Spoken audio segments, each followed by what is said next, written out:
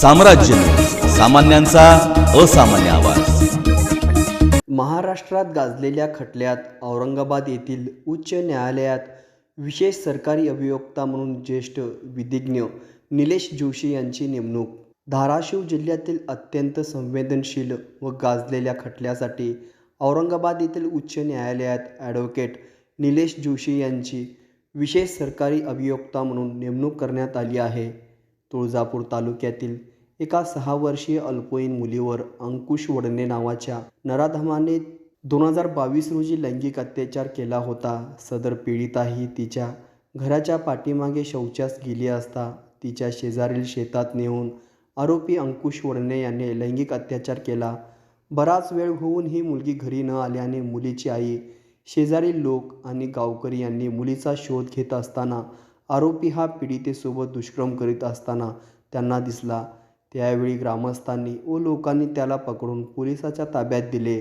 आरोपी अंकुश वडणे विरुद्ध तुळजापूर पोलीस ठाण्यात पोस्को कायद्यान्वये गुन्हा नोंद करण्यात आलेला होता। या घटनेचे पडसाद संपूर्ण धाराशिव जिल्ह्यात पडून विविध राजकीय पक्षांनी आणि संघटनांनी आंदोलने व मोर्चा काढून सदरची घटना ही माणुसकीला काळिमा फासणारी असून सदर गुन्ह्याची तात्काळ चौकशी करून या खटल्यासाठी विशेष सरकारी वकिलाची नियुक्ती करून सदरचे प्रकरण फास्ट ट्रॅक कोर्टात चालवून आरोपीला शिक्षा द्यावी अशा विविध मागण्याचे निवेदन तहसीलदार तुळजापूर, जिल्हाधिकारी आणि पोलीस आयुक्त धाराशिव यांना देण्यात आले होते।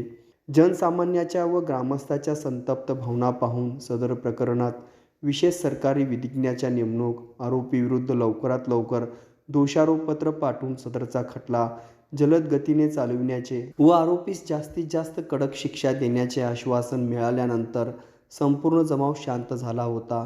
त्यानंतर सदर प्रकरणात धाराशिव येथील पोलीस आयुक्त व अप्पर पोलीस आयुक्तांनी विशेष लक्ष घालून आरोपीविरुद्ध धाराशिव येथील जिल्हा व सत्र न्यायाधीश यांच्या न्यायालयात दोषारोपपत्र दाखल केलेले होते।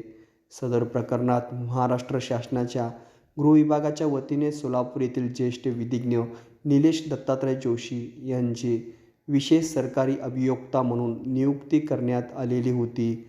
सदर प्रकरणाची सुनावणी ही प्रमुख जिल्हा व सत्र न्यायाधीश श्रीमती अंजू शेंडे यांच्या न्यायालयात सुरू झाली।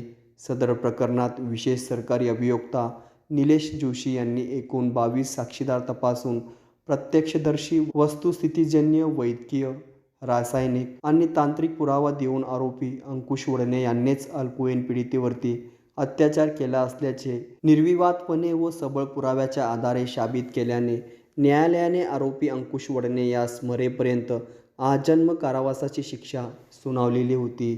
सदर शिक्षेच्या विरुद्ध आरोपी अंकुश वडणे यांनी छत्रपती संभाजीनगर येथील उच्च न्यायालयात अपील दाखल केलेले असून सदर अपिलाच्या कामी देखील ॲडव्होकेट निलेश जोशी यांनी सदर खटल्याच्या कामी केलेल्या कामाची दखल घेऊन शासनाच्या वतीने बाजू मांडण्यासाठी त्यांची विशेष सरकारी अभियोक्ता म्हणून नेमणूक करण्यात आलेली आहे। सदर प्रकरणात महाराष्ट्र शासनातर्फे देण्यात आलेली मानधनाची रक्कम 3 लाख ही विशेष सरकारी अभियोक्ता म्हणून नियुक्ती करण्यात आलेले ज्येष्ठ विधिज्ञ ॲडव्होकेट निलेश जोशी सोलापूर यांनी शासनातर्फे पीडित बालकासाठी सुरू केलेल्या मनोधैर्य योजनास दिले आहेत।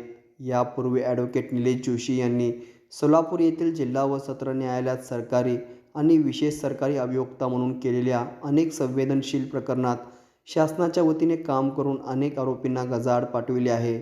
ॲडव्होकेट निलेश जोशी यांच्या नेमणुकीमुळे सर्व स्तरातील लोकांनी त्यांचे अभिनंदन केले आहे।